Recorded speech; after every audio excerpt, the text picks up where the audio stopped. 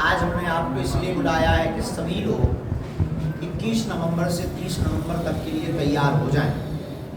और तैयार इसलिए हो जाएं क्योंकि लगभग 160 किलोमीटर की पैदल यात्रा के लिए चलें और 8 दिन की उस पैदल यात्रा को पूरे विश्व में पहुंचाना है। उसकी जिम्मेवारी आपकी। अभी प्रशासन की अनुमति लेना केवल बाकी रह गई है, बाकी संपूर्ण रूप से तैयारियां हो चुकी।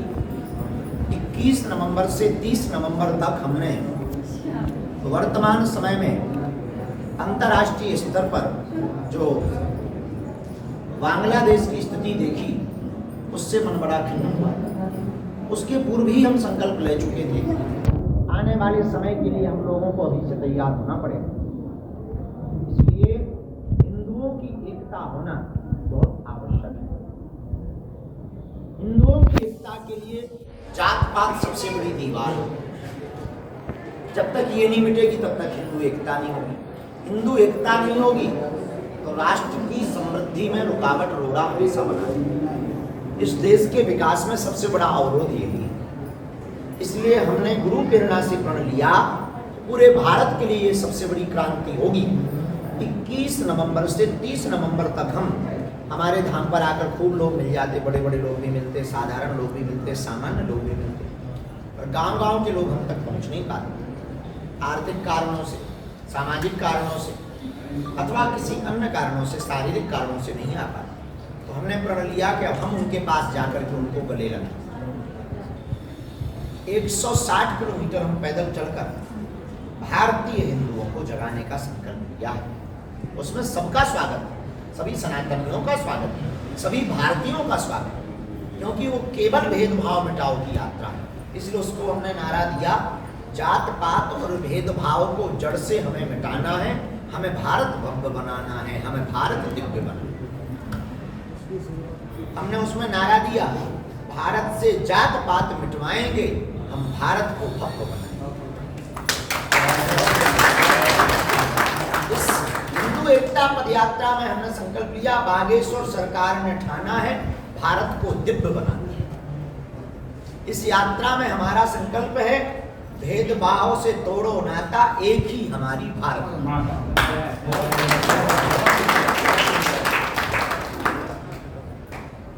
अब करो या मरो की बारी है, क्योंकि आने वाले समय में भारत पर संकट भारी है। उससे बचने का एक ही उपाय, जात पात से तोड़ो नाता, एक ही हमारी भारत। इस भाव को लेकर के हम जो है धर्मध्वज और राष्ट्रध्वज लेकर प्रतिदिन नेशनल एंथम, राष्ट्रगान होगा। प्रतिदिन 20 किलोमीटर की लगभग हम पैदल यात्रा चलेंगे। तो जितने भी सोशल मीडिया चलाने वाले ब्लॉगर्स, यूट्यूबर अथवा चैनल चलाने वाले लोग प्रियजन हैं, आपको हम भाव भरा आमंत्रण दे रहे हैं, अभी से तैयारी कर लें। 21 से 30 नवंबर तक का रजिस्ट्रेशन प्रारंभ होने वाला है। उसमें आप रजिस्ट्रेशन करेंगे, आप 1 दिन चलेंगे या 8 दिन रहेंगे, उसी हिसाब से आपकी व्यवस्था बनाई जाएगी। आप अपने घर से कंबल या लोई, एक थाली और लोटा, ताकि प्रसाद पाने में आपको असुविधा ना हो, और सब जगह पर उतने ज़्यादा पॉलीथीन का प्रयोग ना हो, डिस्पोजल का प्रयोग ना हो, और आप भोजन भी पा सको और कचरा कम हो गए, क्योंकि भारत को हमें स्वच्छ रखना है। तो ये लेकर के आप लोग हमारे 7-8 दिन तक चलेंगे। प्रतिदिन पैदल 20 किलोमीटर चलेंगे। ऐसे करते करते 8 जगह पर रुकेंगे। 8 जगह पर यात्रा के मध्य में रुक करके गली गली में, गांव-गांव के लोगों को जगाते हुए, सभा संबोधन करते हुए ओरछा राम राजा सरकार में ध्वज को चढ़ाने के लिए हम पहुँचेंगे।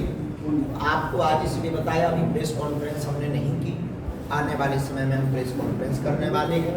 पहले अनुमति सरकार की ले लें, इसके बाद हम प्रेस कॉन्फ्रेंस करेंगे।